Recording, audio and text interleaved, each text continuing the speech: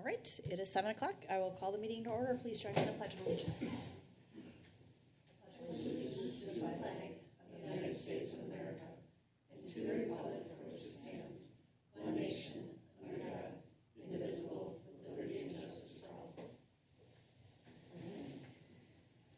All right, can I get a motion to approve the agenda? I'll make a motion to approve the agenda. A motion by Councilmember Mock. I'll second. And a second by Councilmember McKnight. Any further discussion? All those in favor say aye. Aye. Opposed, same sign. All right, motion passes.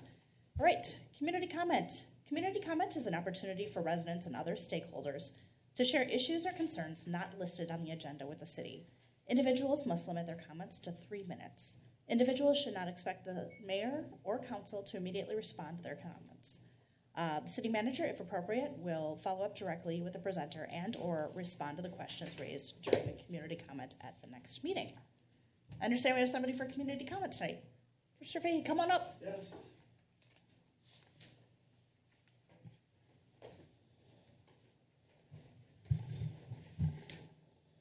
Well, thank you, Mayor Johnson and the rest of the council for short notice to come at community comments, but just wanted to give everyone an update about Highway 212.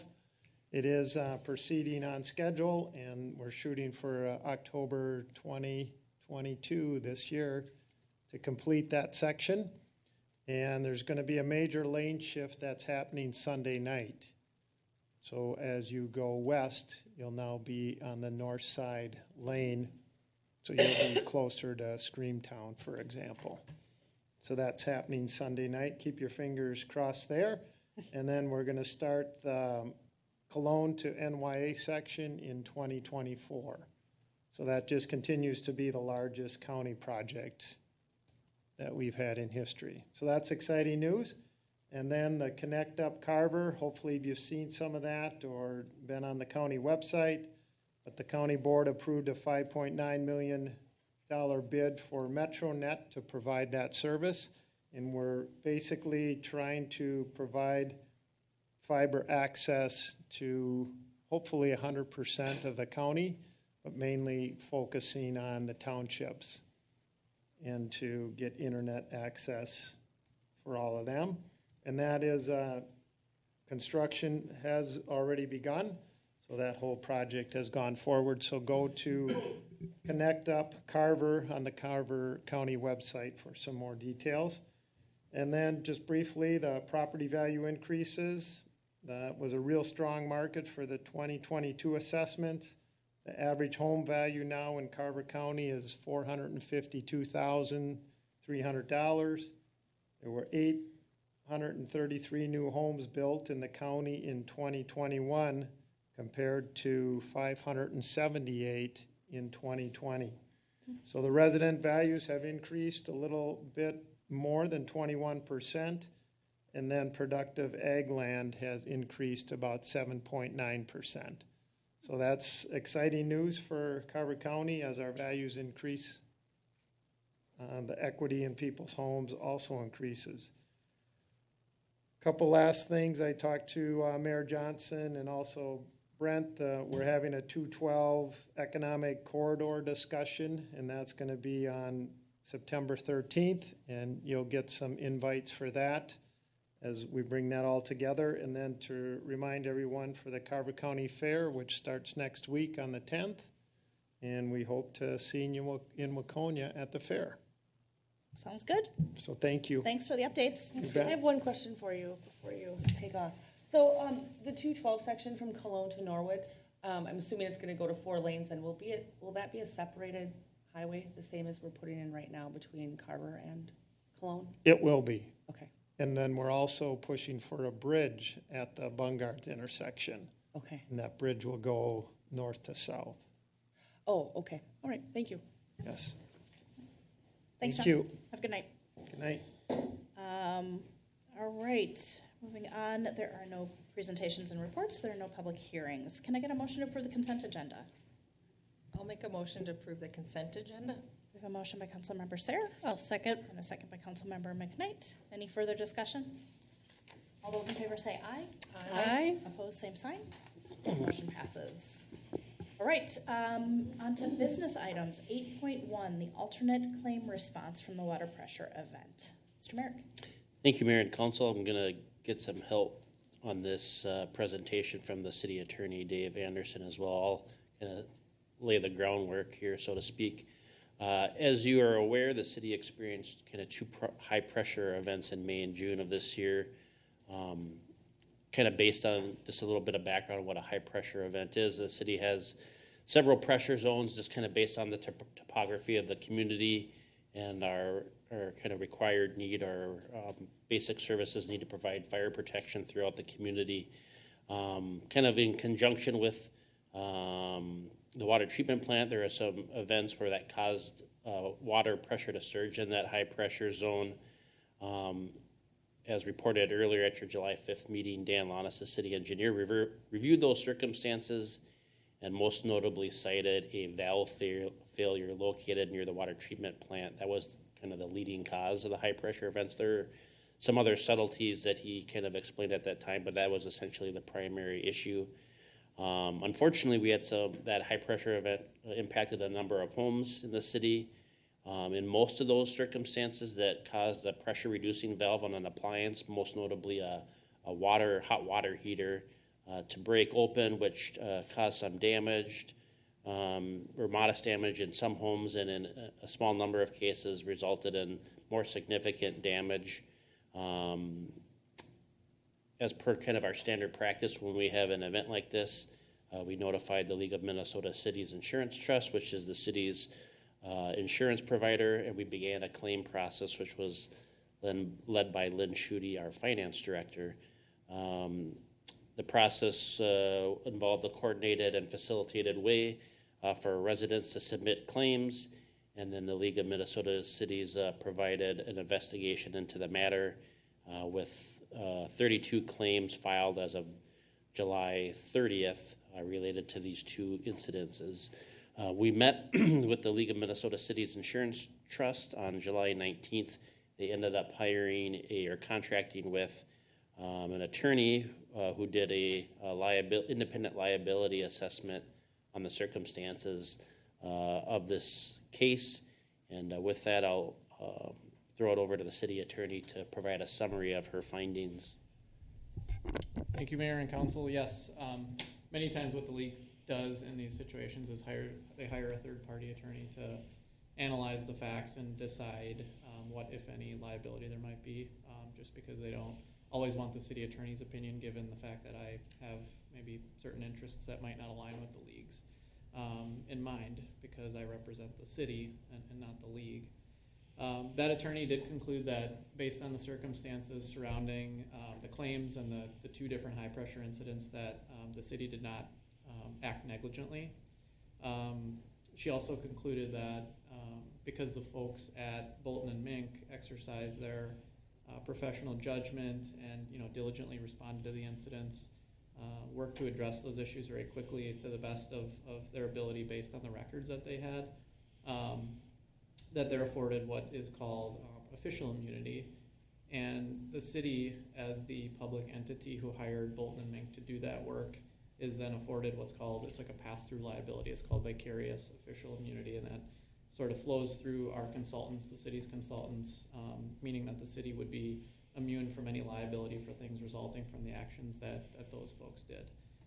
So for all those reasons, it's kind of a very quick and fast explanation of the legal analysis that was provided by that third-party attorney. But for those reasons, the LMCIT did deny the claims because, according to that opinion, the city is not liable for them. So,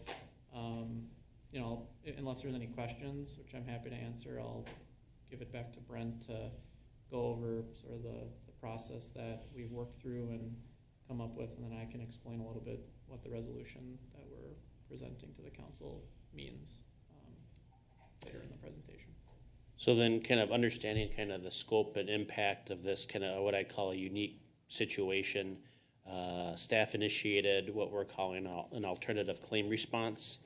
And so kind of the outline of it, which the city attorney can get into as far as detail in the resolution, but the kind of the outline of it is Claims under $2,000, if they're verified through a process, the city would end up initiating payment for anything up to $2,000. If the claim exceeded $2,000, the city would require the homeowner or property owner, if you will, to submit that claim to their homeowner's insurance, with the city paying the insurance deductible related to that piece. So we've, with the help from the city attorney and the finance director, crafted a resolution that establishes this program or response. It's resolution 137-22 in your packet.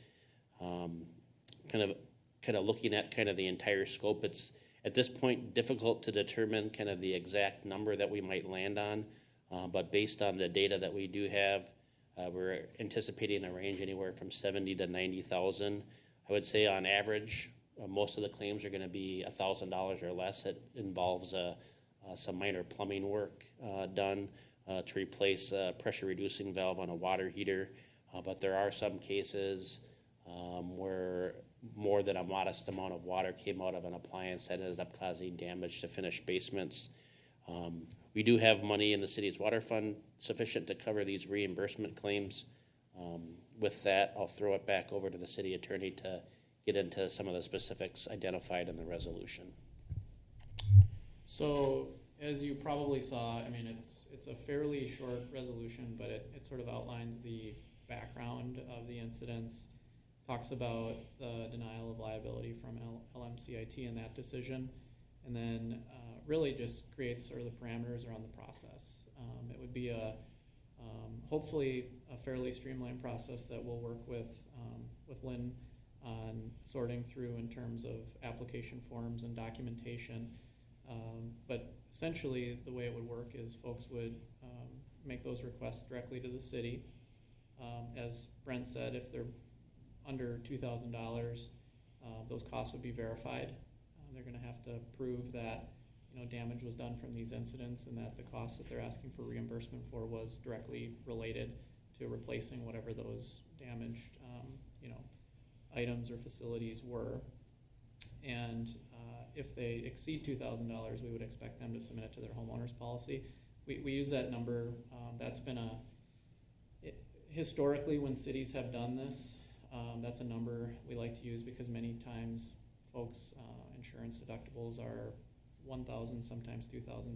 They kind of span that region, and we figured it doesn't make sense to require people to submit an $800 claim to their insurance provider. So that's the number we came down on, and regardless of how much they're asking for, I think there's going to be a lot of responsibility on Lynn when she's if the council decides to go through with this and adopt the resolution, has been willing to take on in terms of sorting through these claims individually and working with the rest of us and city staff to make sure that one, these claims are made just for things that were related to these incidents, and two, that they can prove to us that they're not upgrading any of their they didn't get a 50-gallon water heater if their 30-gallon water heater broke. But those things, I mean, that's an oversimplification probably of it, but we want to make sure that this is really the point here is to reimburse out-of-pocket expenses that were directly related to this incident and replace things with things that are like or similar to exactly what they had before. So hopefully that gives you an idea of at least the process that we've created and worked through as a staff. And if the council has questions, we're here to answer them. And I don't have any other comments about the resolution. All right. Questions, comments? I have a question. So I noticed in the letter that we counted 32 claims were filed by residents. So if we were to do this alternate claim response, would they have to submit, for those people who have already submitted claims, would they have to do additional paperwork, or would we kind of build upon their initial claim? I think the goal would be to have them at least submit a very simple written request to the city, and Lynn and I are, Okay, we didn't want to get too far ahead of ourselves and start putting that together, but it should be relatively quickly to, easy to do after this, Okay. if this is approved. But I think a lot of that evidence and It's already there. photos is already there. Okay. We can use it. Okay. We're not gonna make them resubmit stuff, but there will be probably a little paperwork they'll have to do. Okay, thank you. That was my only question. Lori, do you have anything? I do have a question on if the homeowner has something that exceeds $2,000 and then they go with their homeowner's route. When, so that's, I might not call it the right thing, but under number one, the number one letter E, I'm just gonna kind of jump almost right in the middle. The city reimbursement will be limited to any out-of-pocket. If such costs are not deemed eligible for coverage, so who decides if it's not deemed eligible? Is that city staff, or do we go back to League of Minnesota, or? That would be a decision that would be independently made by their insurance provider. Okay, And if, I mean, we would need to see proof first of submission of the claims, and second, we're anticipating most of these, especially the larger claims, would be covered by your homeowner's insurance. That's why the whole goal is to incentivize people to submit those claims, because that's why you have homeowner's insurance. Things like this happen. And so they would have to show us proof that there was, one, a denial, and two, then we would have to decide what the so out-of-pocket that's costs my were. other question, is when you said we'd have to decide, because then further down it says, if such costs are not deemed eligible, the city will make an independent eligibility. So that comes back to the city, or do we go to League of Minnesota? Yeah, so that independent eligibility determination that the city would make would be to decide whether the actual expenses were eligible. So again, it's getting back to that, making sure they're not, putting in some replacement floor that's twice as nice as the floor, things like that. And there is some built-in discretion here to, ensure that sort of thing doesn't happen. But the independent eligibility determination isn't to determine whether their homeowner's policy should have covered it. It's to determine whether those expenses are eligible under our alternative claims program that we're presenting to the council tonight. Christie? So how are we going to notice the people who had this? Is this the list that we've already created of people who've called in and had issues? So they will be noticed then in some way? Yeah, so there'll be, kind of, Lynn and Dave are kind of working on it. There'll be some, in essence, I would call it like probably an introductory letter, kind of explaining the decision made by the council, and then probably an application included in that. I'm suspecting, if I'm wrong in that, Dave or Lynn, feel free to jump in. No, I think that's exactly the intent, and we have a list. It's my understanding there's a list that Bolton and Mink was able to provide that includes anybody that would have been affected by this event, plus we have all the claims that were submitted already to date. Okay, so we would communicate out to a wider audience than just those who had submitted claims. Yes, but I'm not sure it's that much wider. I mean, I think we've honed in on all the Okay. homeowners that we would be dealing with. Correct me if I'm wrong, but is that the case, or are there? Yeah, I mean, I would say there's a little bit of some shades of gray here. There's some folks that had like a water heater, like there was like a burp of water that came out on a concrete floor and it might have dried up. So there's not monetary damages, but if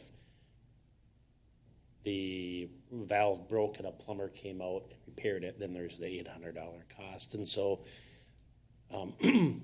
the expectation that you should have of us is we're going to send it out to everyone that's contacted the city. We're not going to do a citywide blast for people who have claims.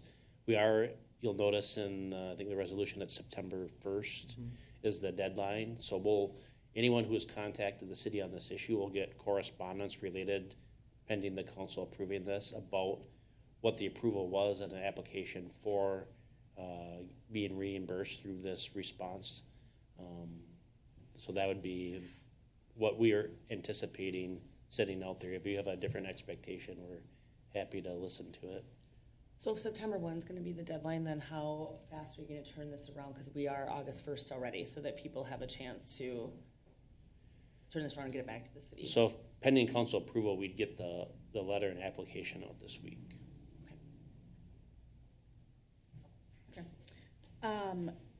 You said this is coming from the water fund or the water treatment construction? The water fund. Okay. Does doing something like this set us up for a precedent? It doesn't. Well, it doesn't mean there's not going to be could potentially be a political precedent for things, because that can always happen. Right. But there's no legal precedent that I'm concerned about. You know, of course, I'm going to knock on wood, but you know, things. We'll give like you a this, second to go ahead and talk. yeah, things like this are pretty rare. I wouldn't anticipate, especially now that there's been all the work done on this water treatment plant, and there's been a ton of work done since these incidents to figure out, one, why they happened, and two, make sure they don't happen again. You know, I wouldn't anticipate something like this reoccurring.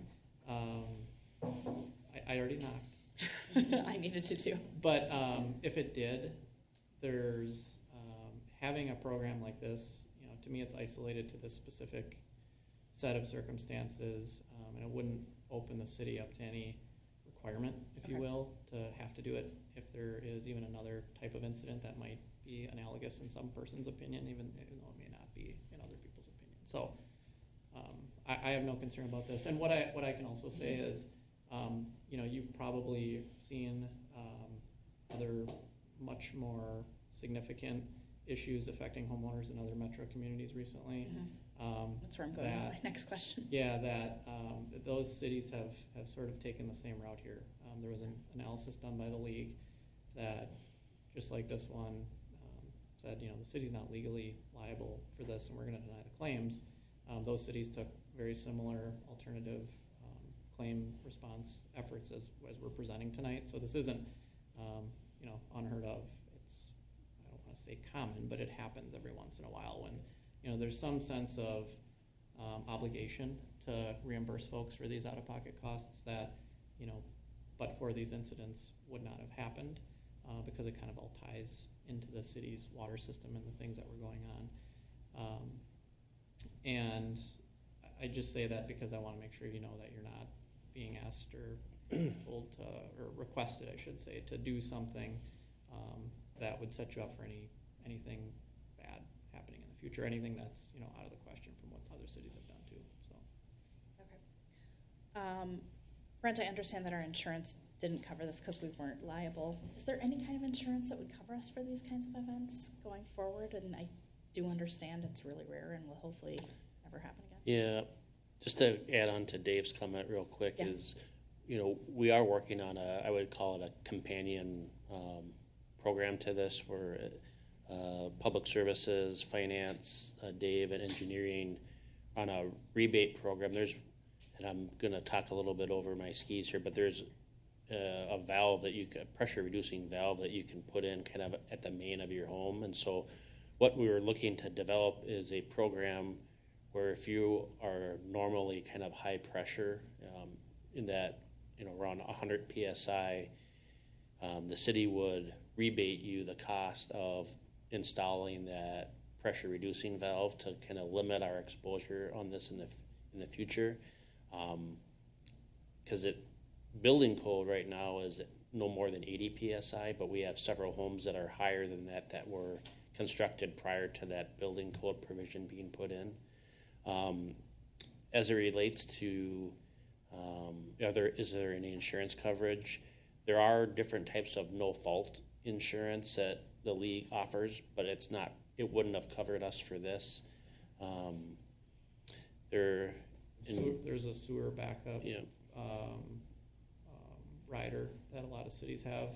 Normally, even if nobody was negligent and sewers backed up, you could have a handful of claims that would get denied, but cities have an option to buy what's called a sewer backup rider or something to that effect, where those homeowners would be reimbursed.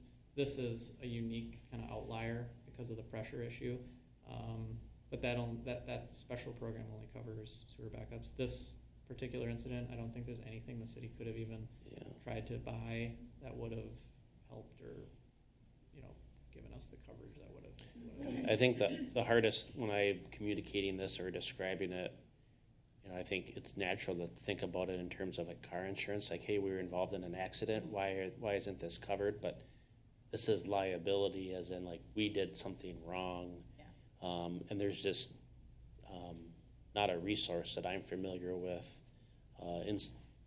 other than what David mentioned for that no-fault sewer backup, that's available to cities to like provide that kind of coverage and reimbursement for things that happen through the course of the city providing services. Okay.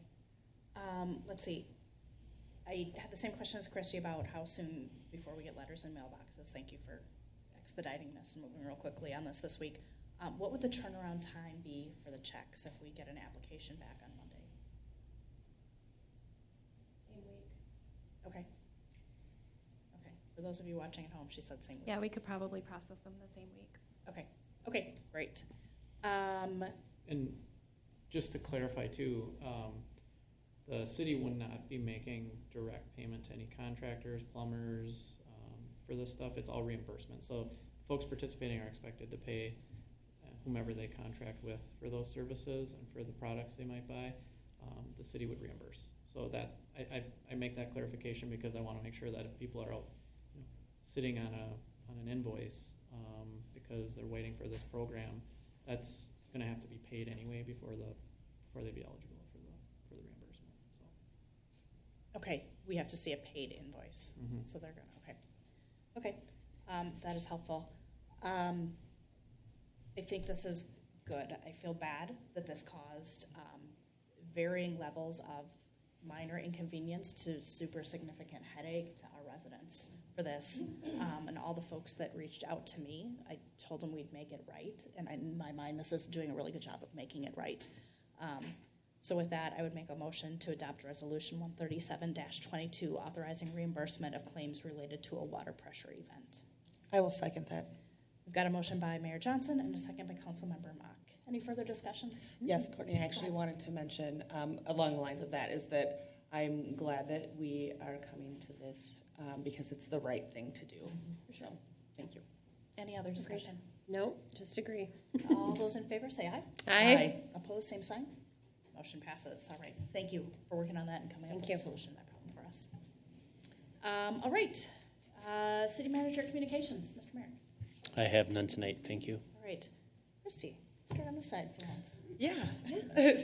Caught me off guard. Sorry. No, so Brent, maybe we can mention about the HPC, that we are moving that meeting to August 8th rather Correct. than the 9th, correct? Because of The primary. the primaries. So we will be having a Monday night meeting next weekend rather than a Tuesday night meeting. And That's it.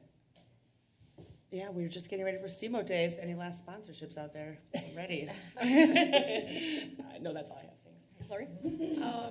I would like to announce that I am going to run for re-election. So tomorrow's filing day. So I'll get my paperwork going and hope to be on the council another 4 years. All right. Joy? The only update I have from Southwest Transit is we're back interviewing candidates for the CEO position. And I think it was a pretty positive interview that we had most recently. And I know they're working on negotiating offer. So maybe more news soon. External candidates? It was just one candidate and it was external. Okay. Yeah. All right. I'm interested in how that's playing out. Let's see. Last Tuesday, we had a Carver County leaders meeting, and we talked about the Connect Up Carver project, which is fascinating. And he brought in examples. I told him I didn't want to take it, but I should have brought, they had a little piece of the fiber, and it's like literally like these little fiber optics that little kids put in their hair and have like all the colors. Just fascinating and really exciting because it's literally, City of Carver isn't necessarily considered all that rural, and we're being taken care of by MetroNet, but it was because of this broader agreement with the county that they're coming to Carver to begin with. So really, really cool to hear about that. And then the only other update that I have that is not my news to share, but because they were here so recently getting their liquor license, and we all made comments about the situation, Johnny Otto Royce joined the city of Carver as one of our newest residents on Sunday, the 24th. So she went almost another week after we saw her. Wow. When she was here for the liquor license for the Getaway Motor Cafe. So that is all the updates that I have for this evening. Can I get a motion to adjourn? Make a motion to adjourn? Motion by Councilmember McKnight I'll second. and a second by Councilmember Sarah. All those in favor say aye. Aye. Opposed, same sign. Motion passes. Good evening, everyone.